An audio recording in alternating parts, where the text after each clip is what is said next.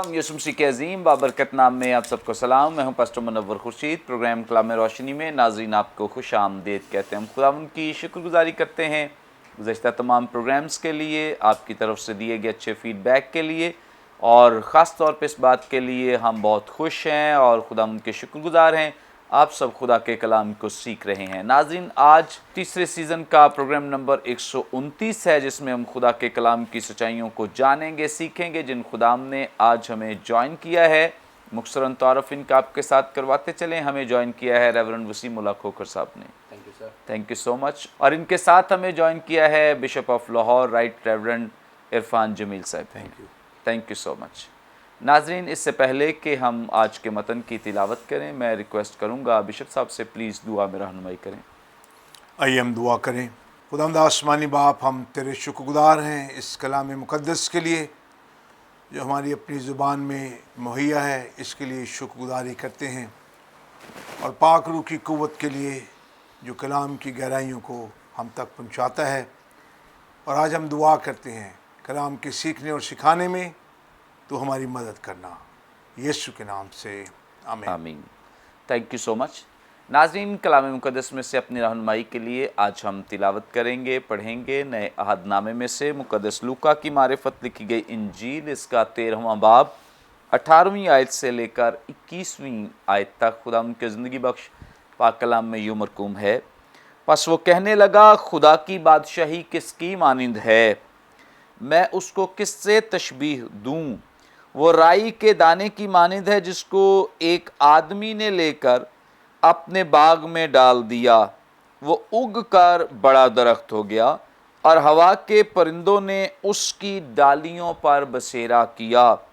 उसने फिर कहा, मैं खुदा की बादशाही को किससे तशबीह दूँ। वो खमीर की मानिंद है जिसे एक औरत ने लेकर 3 पैमाना आटे में मिलाया और होते होते सब खमीर हो गया। कलाम मुक़द्दस के पढ़े सुने जाने पे खुदा उनकी बरकत हो, आमीन। नाज़रीन, कलाम मुक़द्दस का ये हिस्सा ख़ास तौर पे तमासील की तरफ हमें रहनुमाई दे रहा है जो खुदावंद यीशु मसीह ने अपनी ज़ुबान अक़दस से आसमान की बादशाही की वजाहत करते हुए बयान की हैं। बहुत अच्छा है जब हम इनको सीखेंगे, जानेंगे, हम खुदा की बादशाही के ताल्लुक़ से मज़ीद जान सकते हैं और डेप्थ में, गहराई में उसको समझ भी सकते हैं। सबसे पहले रेवरेंड वसीम उल्लाह खोखर साहब से हम जानेंगे। सर, आप हमारी रहनुमाई फरमाएं। बाइबल मुक़द्दस में नए अहदनामे में कभी आसमान की बादशाही का ज़िक्र हमें मिलता है, कभी खुदा की बादशाही का ज़िक्र मिलता है। क्या ये दोनों अलग अलग हैं, मुनफरद हैं, या एक ही चीज़ है?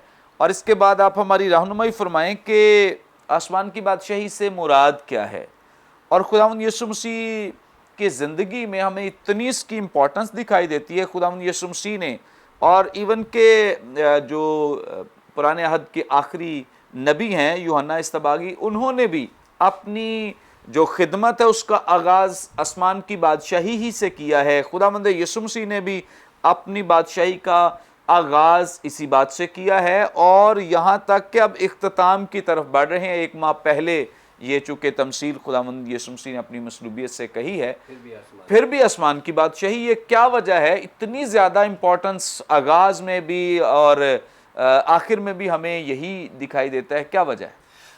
बादशाह, हम इस सवाल को जो आपने बड़ी तफसील के साथ सवाल बयान किया है, थैंक यू वेरी मच, इसको हम 3 हिस्सों में तकसीम करेंगे और बेहतर समझने और समझाने के लिए हमारी मदद होगी। पहले तो हम देखेंगे कि खुदा की बादशाही है क्या, नंबर 1। फिर हम देखेंगे कि खुदा की बादशाही और आसमान की बादशाही, इन दोनों में क्या फ़र्क है। और तीसरी बात हम देखेंगे कि खुदा की बादशाही की अहमियत क्या है। सो 3 बातें हम इसको देखेंगे समझने के लिए।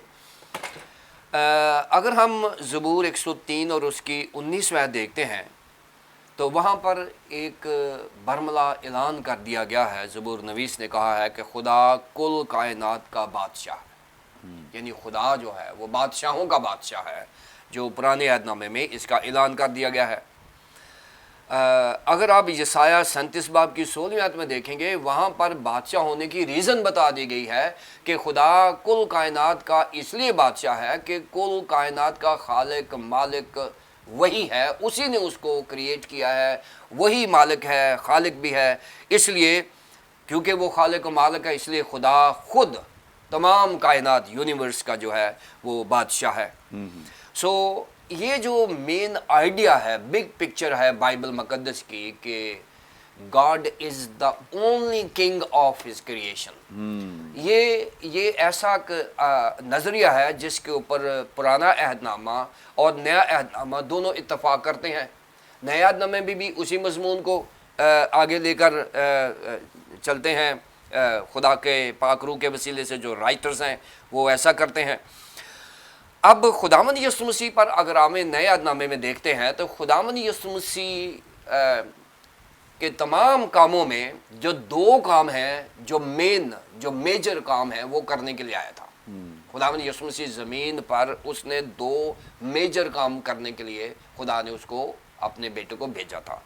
پہلی بات یہ ہے کیونکہ خدا آسمان میں ہے اور اس کا بیٹا آسمان میں موجود تھا, ازلی اور ابدی ہے, اور وہ زمین پر آیا ہے, اور جو خدا کی بادشاہی کو خدا کا بیٹا سمجھتا ہے وہ زمین پر کوئی نہیں سمجھتا. تو اس لیے جو پہلا کام ہے خداوند یسوع مسیح کا وہ یہ ہے کہ اس نے زمین پر خدا کی بادشاہی کا قیام کیا ہے. یہ جو پہلا کام کیا ہے, زمین پر خدا کی بادشاہی کا قیام کیا ہے, لیکن اس کام کو ختم نہیں کیا. اس کام کے استحکام کے لیے اور اس کے تسلسل کے لیے اس نے اپنے شاگردوں کو اور اپنے لوگوں کو یہ ذمہ داری دے دی ہے. اور اس لیے مسیحی مذہب جو ہے یہ ایونجلسٹک ہے, یہ بشارتی مذہب ہے, کیونکہ خدا کی بادشاہی کا کام جو اس نے شروع کیا تھا زمین پر, اس کو جاری و ساری رکھنے کے لیے اس نے ہمیں انڈر دا گریٹ کمیشن رکھ دیا کہ تم جاؤ اور سب قوموں میں انجیل کی منادی کرو.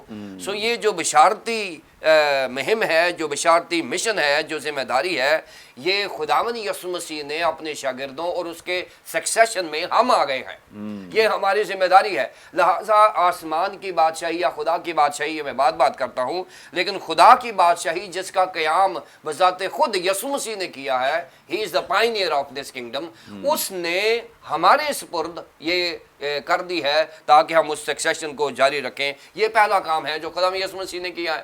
یہ شروع کیا, ختم نہیں کیا. یہ کام شروع کیا, ختم نہیں کیا. اب ایک کام ہے جو خدا یسوع مسیح نے شروع بھی کیا اور ختم بھی کر دیا, اور وہ ہے بنی نوع انسان کے گناہوں کی قربانی دے کر نجات کا انتظام کرنا. یہ دوسرا بڑا کام ہے. یہ جو بشارت کا کام ہے یہ ہم جاری و ساری رکھ سکتے تھے, لیکن بنی نوع انسان کی نجات کے انتظام کو جاری ساری رکھنا مشکل تھا, ہمارے وس کی بات نہیں تھی. لہٰذا خداوند یسوع مسیح نے یہ بڑا کام شروع بھی کیا اور ختم بھی کر دیا, اور بعد میں اس نے کہا تتالستائے, تمام ہوا. جو اس نے کام بھیجا تھا اس نے کام مکمل کر دیا. سو یہ خداوند یسوع مسیح کی بادشاہی کے دو بڑے مقاصد ہیں. اب ہم بات کریں گے خدا کی بادشاہی اور آسمان کی بادشاہی میں فرق کیا ہے, یا دونوں ایک ہی ہیں یا ان میں کوئی فرق ہے. اس کے لیے ہمیں دو اناجیل نویس جو مصنفین ہیں ان کو ہمیں دیکھنا پڑے گا. اگر ہم دیکھیں گے مقدس لوکا کو, تو مقدس لوکا جو ہیں ناظرین یہ جینٹائل بیک گراؤنڈ سے ہیں. یہ نئے عہد نامے کے جو 8 مصنفین ہیں ان میں سے واحد مصنف ہے جو جینٹائل یعنی غیر یہودی ہے.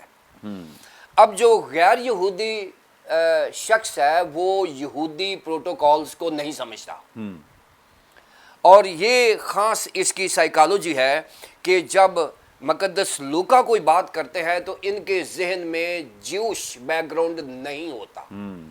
وہ ایک سیکولر اس کی بات کرتے ہیں, لیکن وہ کیونکہ مسیحی ہو گئے ہوئے ہیں اور ان کی مسیحیت کا جو پس منظر ہے وہ غیر یہودی ہے, لہٰذا ان کو جیوش پروٹوکولز کا احترام نہیں آتا. اس لیے وہ خدا کی بادشاہی کو اسٹیٹ اوے خدا کی بادشاہی ہی لکھتے ہیں. اب آگے متی رسول کی انجیل کی بات کرتے ہیں. سو متی رسول جو ہیں وہ یہودی بیک گراؤنڈ سے ہیں, اور یہودی آڈینس کے لیے یعنی ان کے جو ریڈرز ہیں, جو قاری ہے وہ یہودی ہے. سو جو یہودی بیک گراؤنڈ سے اناجیل لکھی جاتی ہیں وہ نئے عہد نامے میں، اس میں جوش پروٹوکولز کا احترام کیا جاتا ہے. اور یہودی جو ہے نا، کسی مصنف نے کہا ہے یہ جوز کی ایک توہم پرستی تھی کہ وہ خدا کے نام کو یہوہ نہیں بولتے تھے یا خدا کا نام نہیں بولتے تھے. یہ ان کے اندر ایک ڈر بیٹھ گیا ہوا تھا خدا کے نام کا.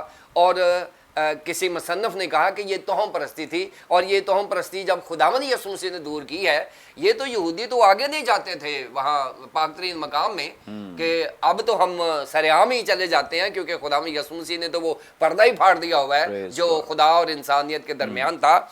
اور اب یہاں جو مقدس متی رسول ہیں، یہ یہودی مصنف ہونے کے ساتھ ساتھ یہودی اس کے قاری بھی ہیں، اور یہ جوش پروٹوکول کا بڑا خیال رکھتا ہے. اس لیے وہ اسی کلچر میں، اسی پریشر میں اور اسی انداز میں جو ہے وہ خدا کی بادشاہی کو، خدا کی جگہ آسمان کی بادشاہی، کیونکہ خدا جو ہے آسمانوں میں رہتا ہے، لہٰذا آسمان جو ہے وہ خدا کا پیرلل ایک لفظ استعمال کیا گیا ہے جو خدا کی بجائے استعمال کیا جاتا ہے.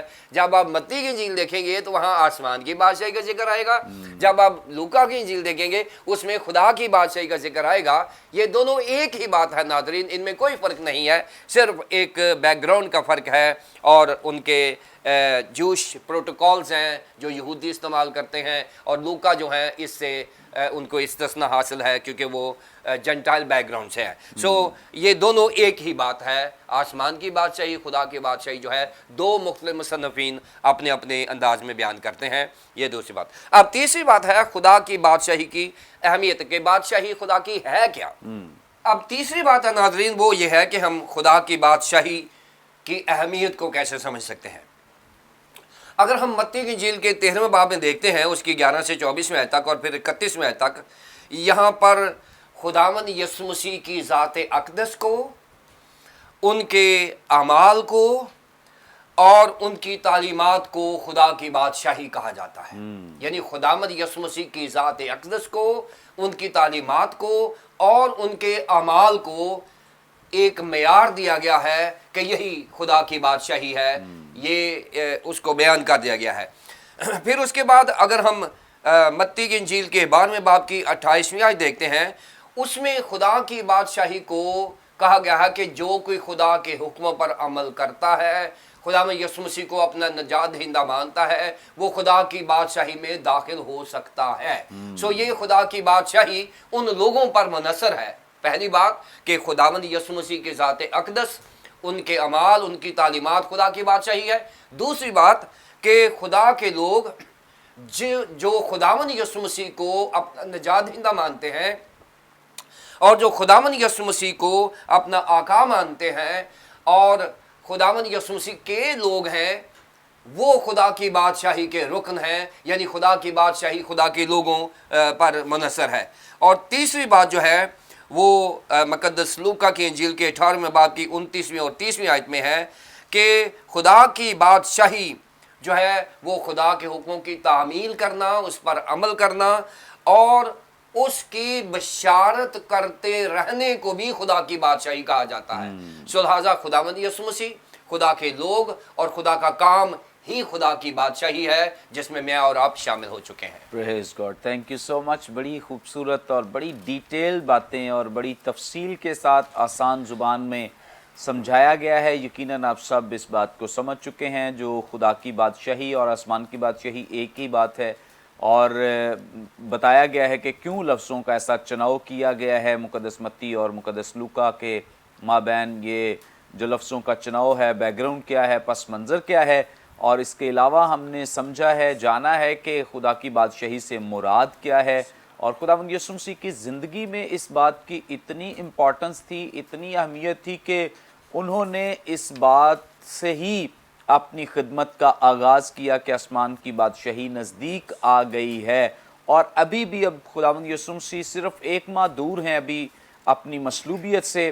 یہاں پر بھی خداوند یسوع مسیح یعنی اپنی خدمت کے اختتام پر بھی وہ آسمان کی بادشاہی ہی کی وضاحت کر رہے ہیں۔ آغاز میں تو انہوں نے صرف پروکلیم کیا ہے، اناؤنس کیا ہے آسمان کی بادشاہی کا، لیکن اب آہستہ آہستہ اس کی وضاحت بھی فرما رہے ہیں کہ آسمان کی بادشاہی ہے کیا چیز، اور مختلف پیرابلز میں اسے سمجھایا ہے، ہماری رہنمائی کی ہے۔ آج ہم اس میں سے ایک کے تعلق سے چونکہ پہلے سیکھیں گے، اس کے بعد ہم دوسری جو پیرابل ہے، تمثیل جو ہے اس میں سے جانیں گے۔ سب سے پہلے بشپ صاحب ہماری رہنمائی فرمائیں گے۔ جو پہلی پیرابل استعمال کی گئی ہے یہاں پر تمثیل میں کہا گیا ہے، بشپ صاحب آپ ہماری رہنمائی فرمائیں۔ یہاں پہ پہلی جو تمثیل بیان کی گئی ہے، یہاں خداوند یسوع مسیح نے کہا ہے کہ آسمان کی بادشاہی جو ہے وہ رائی کے دانے کی مانند ہے۔ اس سے کیا مراد ہے؟ رائی ہی کے دانے سے کیوں خداوند یسوع مسیح نے اس کو تشبیہ دی ہے؟ تھینک یو، یہ ایک بڑا اچھا سوال ہے اور اس کا ایک پس منظر جو ہے وہ بھی بہت خوبصورت ہے۔ اب اگر ہم 13ویں باب کا مطالعہ کریں تو وہاں پر ہمیں مختلف چیزیں جو ہیں اس کی تصویر نظر آتی ہے، تعلیم ملتی ہے۔ پہلے ہم دیکھتے ہیں پہلی 5 آیات میں شلوہ کا برج، وہاں پر لوگ مر گئے، اس کے تعلق سے بات ہے۔ پھر وہ انجیر کے درخت کی بات کرتا ہے، پھر عورت جو ہے اس کو شفا جو ملتی ہے اس کے ساتھ باتیں کرنے کا ذکر نظر آتا ہے، اور پھر وہ 18ویں آیت پہ چل جاتے ہیں، اور 18ویں آیت پہ جب لکھا ہے پس وہ کہنے لگا خدا کی بادشاہی کس کی مانند ہے۔ اب ایک ہے بادشاہت اور ایک بادشاہی، ان دونوں کو بھی ہمیں جاننے کی ضرورت ہے۔ جب ہم خدا کی بادشاہی کی بات کرتے ہیں تو ہم رول آف گاڈ کی بات کرتے ہیں، خدا کی حکمرانی لوگوں کی زندگیوں میں۔ جب ہم بادشاہت کا ذکر کرتے ہیں تو اس کا تعلق باؤنڈریز کے ساتھ ہے، وہاں تک اس کی وسعت ہے، وہاں تک اس کی وسعت ہے۔ لیکن خداوند یسوع مسیح اور بالخصوص لوکا جس بات پہ زور دیتا ہے وہ خدا کی بادشاہی کی بات کرتا ہے، رول آف گاڈ، خدا کی حکمرانی کے تعلق سے، اور وہ موازنہ کراتا ہے کہ کیسے میں سمجھاؤں۔ اس کا یہ مطلب ہے کہ شاید لوگ جو ہیں وہ خدا کی بادشاہی جو ہے اس کو پورے طور پہ نہیں سمجھ رہے، اور جن لوگوں کے ساتھ گفتگو ہو رہی ہے ان کے سامنے جو ہے وہ بادشاہی بڑی فرق انداز سے ہے۔ اب ان کے ذہن میں کیا ہے؟ جلال کی بات ہے، شان و شوکت کی بات ہے، حشمت کی بات ہے، رومی جو حکومت ہے اس سے رہائی اور چھٹکارے کی بات ہے۔ وہ سوچ ان کی یہ چل رہی ہے نا سیاسی طور پہ، معاشرتی طور پہ، کیونکہ وہ پسے ہوئے لوگ ہیں اور وہ سوچتے ہیں کہ ان ساری چیزوں سے خدا جو ہے ان کو کیا کرے گا؟ رہائی بخشے گا۔ طاقت کی بات ہے نا۔ اب جو شاگرد ہیں وہ بھی نہیں سمجھ پائے۔ ہم اناجیل میں بھی اور اعمال میں مختلف جگہوں پہ پوچھتے ہیں، وہ یہ پوچھتے ہیں تیری بادشاہی کب آئے گی؟ خداوند کب تو آئے گا؟ پھر اس نے کہا وقت اور ان کو جاننا تمہارا کام نہیں ہے۔ سو ایون وہ خداوند کے ساتھ رہے، دوسرے لوگ جو ہیں وہ بھی شریعت کو اور ان ساری چیزوں کو، پرانے عہد نامے کو، نئے عہد نامے کو جانتے ہیں، لیکن ان کو خدا کی جو بادشاہی ہے نا اس کو سمجھنے میں مشکل نظر آ رہی ہے۔ ٹھیک ہے، اب جو شاگرد ہیں وہ خدا کے ساتھ ساتھ ہیں، اور اگرچہ دیکھا جائے تو یسوع مسیح ان کو اسی کام کے لیے تیار کر رہا ہے کہ وہ اس کی بادشاہی کے ایلچی ہوں گے۔ جیسے بھی پادری وسیم نے بتایا کہ بھئی وہاں تک یہ تھیری ہے، پھر چیزیں ہیں، لیکن اس بادشاہت کو، بادشاہی کو لے جانا، آگے پھیلانا ہمارا کام ہے۔ اس کو بھی نہیں سمجھ سکے، اور آج بھی بہت سارے لوگ ہیں جو بالکل اس سے سمجھ نہیں پاتے۔ تو پھر یسوع مسیح نے کیا کہا کہ بھی میں سمجھانے کی کوشش کر رہے ہیں کہ خدا کی بادشاہی جو ہے تو وہ 2 چیزوں کو لیتے ہیں۔ پہلے وہ رائی کے دانے کی بات کرتے ہیں، اور پھر اس کے بعد وہ جا کے خمیر کی بات کرتے ہیں۔ 2 ایسی جو چیزیں ہیں، اور یہ ان کے سامنے سمجھنا، ان کو جاننا بڑا آسان ہے، کیونکہ وہ اس سے پہلے بھی ان چیزوں کے تعلق سے جان سکتے ہیں۔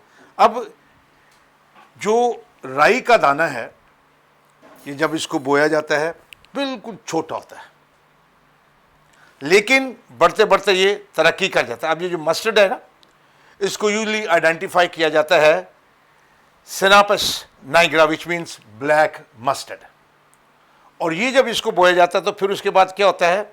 جو بڑے ٹری میں بن جاتا ہے، اور کبھی کبھی یہ 4 فٹ تک اونچا ہوتا ہے، اور کبھی کبھی یہ 15 فٹ تک چلے جاتا ہے۔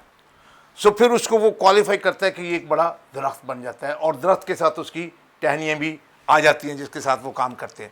اب اس کے اوپر کیا ہوتا ہے؟ मत्ती की इंजील के देखें 13वें बाब के 31 से 33वीं आयत में, फिर मरकस 4 बाब जो है 32, 30 और 32 आयत में, और लूका 13 में, यहाँ वो जिक्र करता है राई के दाने के बराबर। और मत्ती में तो वो कहता है कि अगर राई के दाने के बराबर तुम्हारा ईमान हो, तुम इस पहाड़ से कहो तो वो अपनी जगह से हट जाएगा। अब यहूदी इसको बिल्कुल छोटे बीज की तरह इसको बयान करते थे। अब यीशु मसीह क्या कह रहे हैं कि जो खुदा की बात चाहिए ना, ये बहुत बड़े दरख्त से शुरू नहीं होती, बहुत बड़े बाग से शुरू नहीं होती। इसका आगाज जो है वो किस तरह से है, छोटा इसका आगाज है, और फिर उसके बाद ये बढ़ती है, तनावर हो जाती है, और फिर सिर्फ यही नहीं बल्कि इसकी शाखें इतनी बड़ी हो जाती हैं कि जो परिंदे हैं वो भी इसके ऊपर आकर बसेरा करते हैं। तो क्या खुदावंद यीशु मसीह कहने की कोशिश कर रहे हैं? मुख्तलिफ चीज़ें हैं। कुछ लोग कहते हैं परिंदे, दूसरे शायद ये यहूदी जो लोग नहीं हैं वो भी आके इस बादशाही में शरीक होते हैं, इसके ऊपर आके अपना वो बसेरा करते हैं। लेकिन उसके साथ कुछ और चीज़ें जो हैं वो भी इसमें वो बात करने की कोशिश करता है। अब अगर आप देखें पुराने अहदनामे में तो 2 हवाला जात मैं आपको बताना चाहता हूँ जिसमें हमें इसी दरख्त का जिक्र इस तरह से नजर आता है। एक तो है दानियल की किताब, उसका 4था बाब और उसकी 10वीं आयत से लेके 12वीं आयत तक, और यहाँ पर लिखा है, पलंग पर मेरे दिमाग की रोया ये थी, मैंने निगाह की और क्या देखता हूँ कि ज़मीन के वस्त से एक नहायत ऊंचा दरख्त है। वो दरख्त बड़ा और मजबूत हुआ और उसकी चोटी आसमान तक पहुंची और वह ज़मीन की इंतहा तक दिखाई देने लगा। उसके पत्ते खुशनुमा थे और मेवा फरावान था और उसमें सबके लिए खुराक थी। मैदान के चुरिंदे उसके साया में और हवा के परिंदे उसकी शाखों पर बसेरा करते थे और तमाम बशर ने उससे परवरिश पाई। एक ये वो तस्वीर देता है। इसके साथ दूसरी बात जिसका वो जिक्र करता है, हिजकिय्याल जो है वो भी अपनी किताब में लिखता है 31वां बाब और उसकी 6ठी आयत में लिखता है, हवा के सब परिंदे उसकी शाखों पर अपने घोंसले बनाते थे और उसकी डालियों के नीचे सब दस्ती हैवान बच्चे देते थे और सब बड़ी बड़ी कौमें उसके साए में बसते थे। ठीक है। सो ये उसको जब वो रिलेट करता है तो वो कहता है कि ये इतना तनावर दरख्त है जिसके ऊपर शाखें हैं, लोग आके सारे के सारे करते हैं। अब इस बात का भी जिक्र करता है कि ये जब दरख्त बड़ा हो जाता है, परिंदे आते हैं, तो जो आसमान और ज़मीन है उसके दरमियान राब्ता है, लिंक है, हेवन एंड अर्थ का वो जिक्र करता है जहाँ पर वो आता है। ज़िंदगी देने वाला दरख्त खुदा की बादशाही, इस तस्वीर को वो बयान करता है। अब ये दरख्त नया आसमान और नई ज़मीन, नई ज़िंदगी और आने वाला वक्त है। और अब फिर लूका 13वें बाब में 10वीं आयत से लेकर 17वीं आयत तक जब वो पढ़ता है तो इसका क्या वो जिक्र करता है कि ये जो खुदा की बादशाही है ये अबलीसी कुव्वतों से रिहाई है। बखल से उससे पहले उसने मोइज़ा का जिक्र किया, उसने कहा ये भी इब्राहिम की बेटी है, जिसके साथ वो तस्वीर बयान करता है। ठीक है। तो जलाली और आलमगीर खुदा की नई तख्लीक मसीह उनको बताना चाहता है। इस बात में वो जिक्र करता है कि आगाज़ तो छोटा है लेकिन उसके बाद बड़े बड़े काम हैं। फिर रूहानी तौर पे जब हम देखते हैं, ईमान लाने वालों की बात है। कुछ ईमान लाते हैं, कुछ चले जाते हैं, कुछ नई कलीसियाएं कायम होती हैं और कुछ पुरानी ज़िंदगियां चली जाती हैं। सो हमारी ज़िंदगी के जो उतार चढ़ाव है उसका वो जिक्र करता है। खुदावंद की निजात, मौत से बचाना, कैद से, अबलीसी कुव्वतों से रिहाई, ये सारी की सारी तस्वीर उसको नजर आती है। इसलिए वो इनकरेज भी करता है कि बिल्कुल आपने हौसला शिकन नहीं होना। छोटा आगाज़ है लेकिन बहुत, हम जब ज़िंदगी बसर करते हैं, जो ईमानदार हैं, कभी कभी हम बहुत शिकस्ता हो जाते हैं, हौसला शिकन हो जाते हैं। लेकिन आज मैं बताना चाहता हूँ कि याद रखें कि जो खुदा की बादशाही है, पॉम्प एंड ग्लोरी उस तरह से नज़र नहीं आती, लेकिन एक छोटा आगाज़ है और फिर उसके बाद क्या है, तानावर दरख्त है। और वो दरख्त जो है उसके ऊपर दूसरे आके बसेरा करते हैं। सो खुदा की बादशाही जो है, शायद इसका आगाज़ छोटा नज़र आता है लेकिन इसका इख्तिताम जो है वो बड़ा है। और आज हम देखते हैं 3 शागिर्द थे, 12 शागिर्द हो गए, 70-72 की बात है, 120 की बात है, 500 की बात है, और आज दुनिया में हम देखते हैं कितने लोग हैं। सो ये है खुदा की बात चाहिए। इसलिए वो कहते हैं राई के दाने के बराबर है। फिक्रमंद नहीं होना, छोटी से छोटी चीज़ है, और जब वो खुदा के हाथ में आ जाती है बढ़ती फूलती है और बहुत सारे और लोग आके उसके ऊपर बसेरा करते हैं। Praise God, thank you so much. बड़ी खूबसूरत और बड़ी ही ज़बरदस्त डिटेल जो हमें बिशप साहब ने दी है, थैंक यू सो मच। और यकीनन आप सब ने बड़ी बरकत पाई है, बहुत कुछ सीखा है। नाज़रीन, यहाँ पे वक्त हुआ है एक ब्रेक का, हम लेंगे एक शॉर्ट ब्रेक। हमारे साथ रहिए, देखते रहिए प्रोग्राम कलाम रोशनी।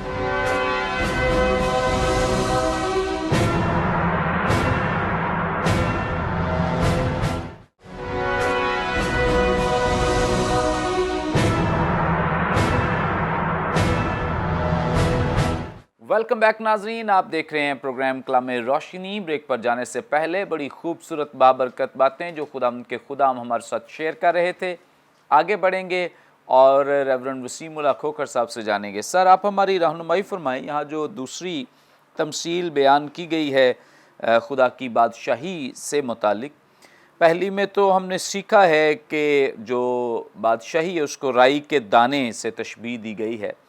अब दूसरी जो यहाँ पे तमसील बयान की गई है, यहाँ खमीर के साथ तशबीह दी गई है। खमीर को चूँकि एक समझने में हमें बड़ी कन्फ्यूजन होती है, बड़ा मसला है हमें समझने में कि खमीर को चूँकि मुख्तलिफ़ और चीज़ों के साथ भी तशबीह दी गई है, तो हमें यहाँ पर किस तरह से समझ आएगी कि यहाँ पे खमीर जो है वो किन मानों में इस्तेमाल किया जा रहा है। बाइबल मुक़द्दस में से हमारी रहनुमाई करें कि खमीर जो है इसको किन किन चीज़ों से तशबीह दी गई है, लेकिन यहाँ पर किस सीगे में इस्तेमाल हुआ है। भाई साहब, थैंक यू वेरी मच। इसमें कोई शक नहीं है, खुदा की बादशाही जो राई की दाने के मानद है, बिशप साहब ने इसको खूबसूरती से बयान किया है। अब बात आ गई है खमीर की, और जैसे राई का दाना है वैसे ही यहाँ खमीर को इस्तेमाल किया गया है, लेकिन खमीर थोड़ा सा कंफ्यूजिंग है। राई का दाना इतना कंफ्यूजिंग नहीं है, खमीर थोड़ा सा कंफ्यूजिंग है। तो हम इसमें से निकलने के लिए हम इसको 3 हिस्सों में तकसीम करेंगे। पहले हम इसकी एटमोलॉजी देखेंगे कि ये यीस्ट है क्या, व्हाट इज़ यीस्ट, ये खमीर है क्या। नंबर 2 पे हम देखेंगे इसका बिब्लिकल कॉन्सेप्ट क्या है, यूज़ क्या है। और नंबर 3 पे हम इसकी थियोलॉजी ऑफ द यीस्ट, यानी इसकी जो थियोलॉजी है वो क्या है। 3 हिस्सों में हम इसको देखेंगे और इसको समझने की कोशिश करेंगे और समझाने की कोशिश करेंगे। नाज़रीन, खमीर जो है इसके लिए जो यूनानी ज़बान का लफ्ज़ है वो है ज़ूमे।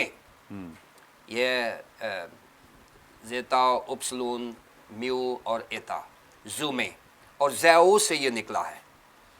और ज़ूमे और ज़ैऊ का मतलब होता है पफ्ड अप होना, स्वेल हो जाना, बड़ा हो जाना, फर्मेंटेशन में से गुज़रना।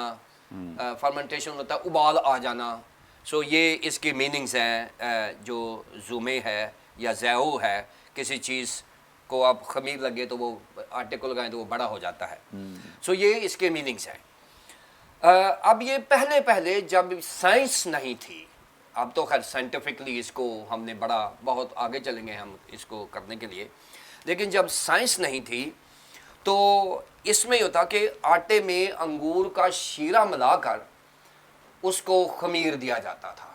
अंगूर का शीरा, ये साइंटिफिक नहीं है, ये घर में जो टोटका करते हैं खमीर करने के लिए, ये पहले पहले जब साइंस की कोई रिसर्च नहीं थी इसके ऊपर, तो आटे में अंगूर का शीरा मिलाकर उसको खमीर दे दिया जाता था। और बाज़ औक़ात ये जो पौधे होते हैं उनके दरख्तों के पत्तों का सफूफ निकाल के उसको भी आटे में मिला के खमीर दिया जाता था। ये भी एक तरीका था इसका करने का, और बाद में आटे को खमीर दे दिया जाता था। लेकिन क्योंकि बाद में ये सारी साइंस आ गई और ये इर्तकाई मनाजिल तय करता हुआ ये जो ज़ूमे है इसको रिसर्च किया गया और ये पता किया गया कि ये एक लिविंग सेल है। जैसे जानदार चीज़ होती है, जैसे अमीबा और दूसरे जो कीड़े मकोड़े हैं, बैक्टीरिया है, इसी तरह का ये जो खमीर है ये लिविंग सेल है। और ये जो लिविंग सेल है इसका जो साइंटिफिक नेम है, नाज़रीन आपने घबराना नहीं है, साइंटिफिक नेम थोड़ा मुश्किल है और लंबा भी है, लेकिन ये बोलना ज़रूरी इसलिए है कि साइंस ने इसको रिसर्च करके ये है सकारोमेसिस सर्वेसिया। सो मैंने भी इसको सीखा है, सकारोमेसिस सर्वेसिया। सो ये इसका नाम है, साइंटिफिक नाम है। और ये इतना छोटा सेल है कि हम अपनी नेकेड आंखों से इसको नहीं देख सकते। इसके लिए हमें खुर्दबीन का सहारा लेना पड़ेगा, माइक्रोस्कोप का सहारा लेना पड़ेगा। और ये अगर आप इसको वजन देखें तो ये 20 अरब अगर ये सेल्स इकट्ठे हो जाएं तो 1 ग्राम इसका वजन बनता है। ये जो खमीर का है, इसको अगर 1 ग्राम खमीर आपने साइंटिफिक खमीर लेना है तो 20 अरब सेल्स जो हैं ये इकट्ठे किए जाएं तो ये बन जाता है। अब ये जो डेवलपमेंट होती है जब खमीर बनता कैसे, इसमें 2 चीज़ें डेवलप हो जाती है। एक तो ये अल्कोहलिक रिजल्ट देता है, यानी उसमें जो तब्दीली आती है किसी चीज़ में वो अल्कोहलिक हो जाती है, बैक्टीरिया डेवलप हो जाता है।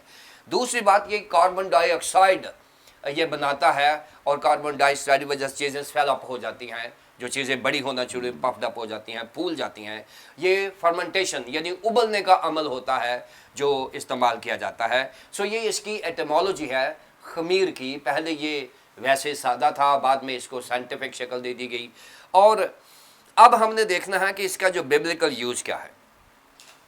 यहूदी मज़हब में खमीर खाने पीने की चीज़ों के अलावा, यहूदी मज़हब में ये जो खमीर है उनके अशाए खुरनोश जो हैं, इनके अलावा मजहबी रसूमात में भी इस्तेमाल होता था। खाने पीने तक नहीं है, वैसे ये खाने पीने की चीज़ है, लेकिन इसको मजहबी रसूमात में भी इस्तेमाल किया जाता था। और इसको बाइबल मुकद्दस में तशबीहात के तौर पर भी इस्तेमाल किया गया है, इस्तारात के तौर पर इस्तेमाल किया गया है, तमासील के तौर पर भी इस्तेमाल किया गया है, और ज़रबुल मिस्ल के तौर पर भी इस्तेमाल किया गया है। ये 4 इस्तेमाल जो हैं बाइबल मुकद्दस ने इसके किए हैं, यानी तशबीहात भी हैं, इस्तारात भी हैं, तमासील भी हैं, और ज़रबुल मिस्ल के तौर पर भी इस्तेमाल किया। अब इसको देखें कि इसको समझा कैसे जाता रहा है।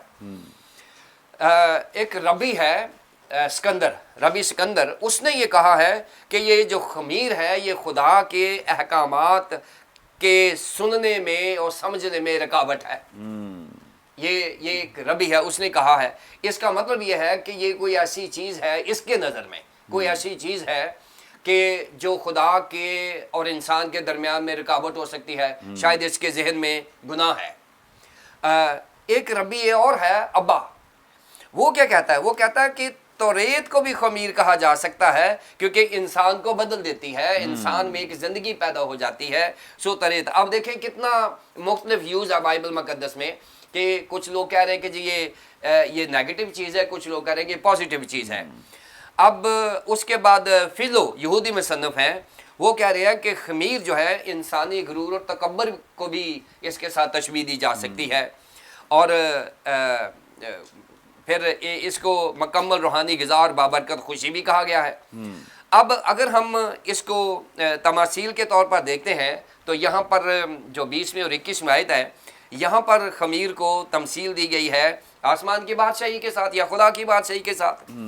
फिर इस्तारा के तौर पर अगर हम देखें मत्ती की इंजील के 16 बाब की पहली 12 आयत में, ये जो फरीसी और सदूकी हैं उनकी तालीम को खमीर कहा गया है।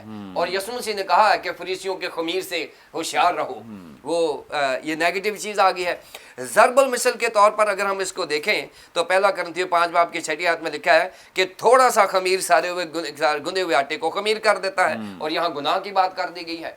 सो नाज़रीन, ये जो खमीर है इसको आपको कॉन्टेक्स्ट में ही जाके इसका फैसला करना पड़ेगा।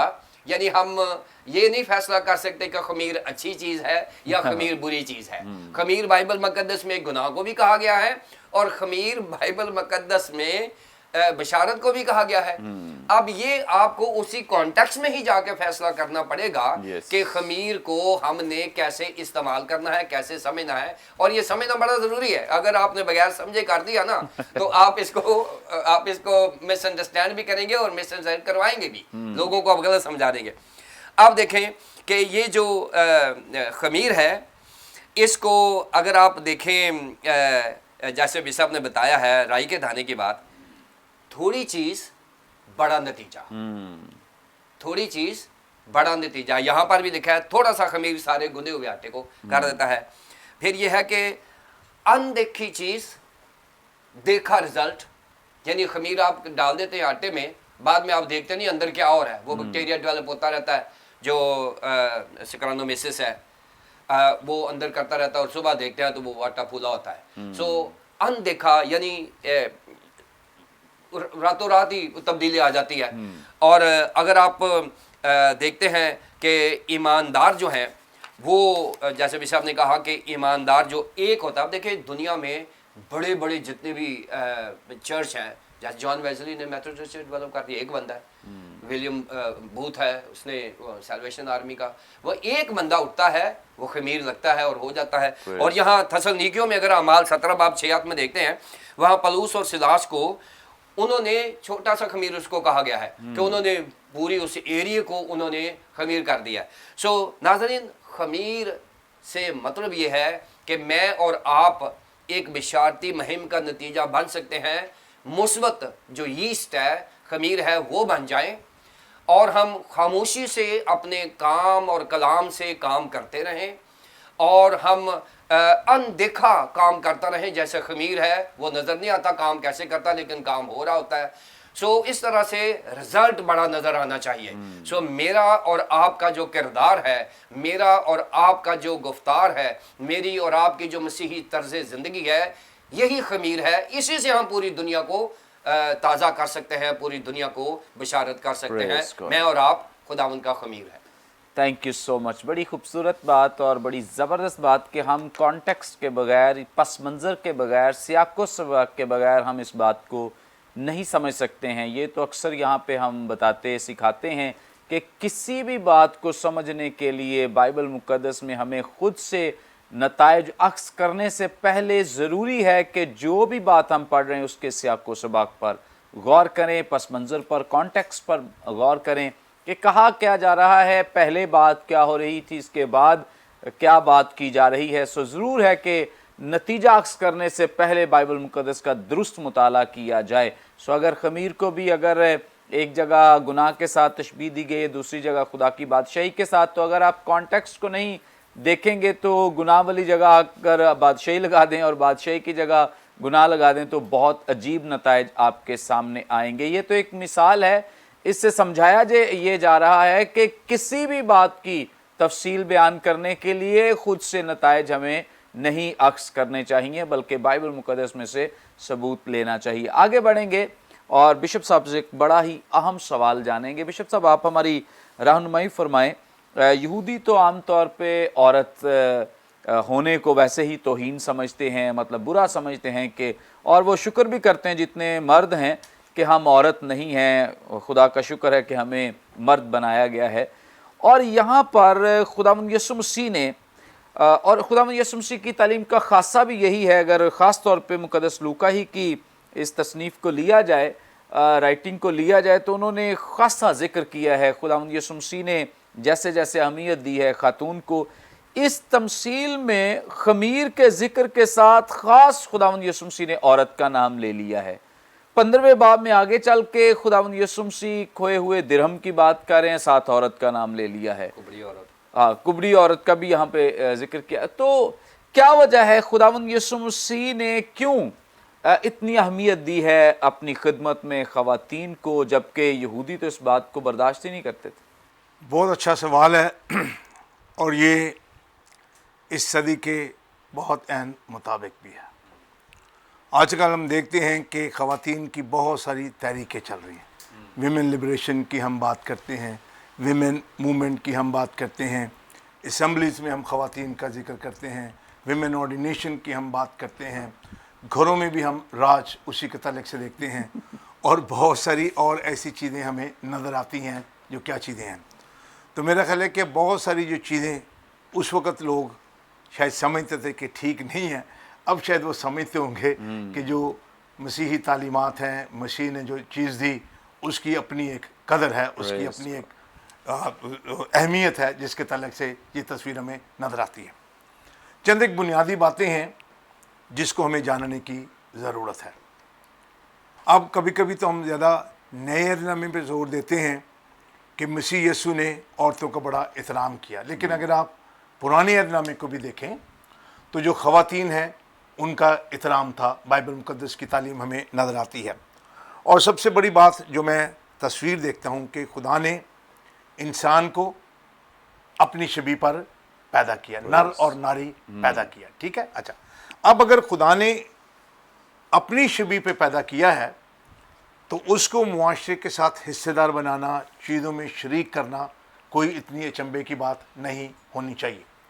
لیکن ہم دیکھتے ہیں کہ جو معاشرہ ہے وہ مختلف طریقوں سے بدلتا چلا گیا، اہمیت پھیلا گیا۔ اب میں جو ہر ایک شخص کا اپنا رول ہے اس کی بات نہیں کر رہا، کیونکہ خدا نے ہر ایک کو اپنی اپنی ذمہ داری دی ہے۔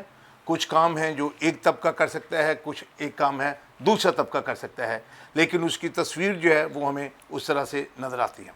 اب یہ بڑی اچھی بات ہم نے کی، اور یہودی جو تھا جو جب وہ دعا کرتا تھا، کہتا تھا تو نے کوئی انسان مجھے جانور نہیں بنایا، مجھے اور چیز نہیں، اور اس کے لیے بھی میں تیرا شکر کرتا ہوں کہ تو نے مجھے عورت نہیں بنایا۔ اب اس معاشرے میں رہتے ہوئے خداوند یسوع مسیح نے جو خواتین کا رول ہے اس کو بڑا اجاگر کیا ہے، اور ایک جو خوبصورتی ہمیں نظر آتی ہے کہ خداوند یسوع مسیح کا جب ہم نسب نامہ دیکھتے ہیں تو اس میں بھی 3-4 خواتین کا ذکر ہمیں نظر آتا ہے۔